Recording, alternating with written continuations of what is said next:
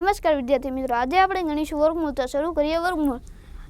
જો x ગુણ્યા route 0.16 બરાબર 4 હોય તો x 4 ગુણ્યા x માઇનસ 3 નું મૂલ્ય થશે તો કે મિત્રો x ગુણ્યા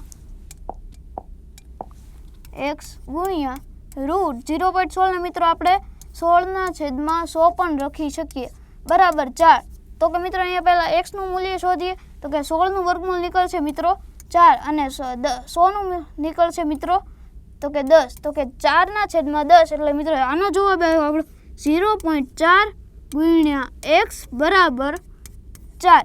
તો મિત્રો x બરાબર જો 10 હશે તો ગુણ્યા 0.4 કરીએ તો 4 આવશે એટલે મિત્રો x ની કિંમત મળી ગઈ આપણને 10। તો કે મિત્રો હવે દાખલો ગણીએ તો કે 4x માઇનસ 3 તો કે મિત્રો 4x એટલે 4 ગુણ્યા x માઇનસ 3 એટલે કે 4 ગુણ્યા 10 માઇનસ 3 4 દાન 40 તો કે 40 માઇનસ 3 એટલે મિત્રો જવાબ આવશે આપણો 37।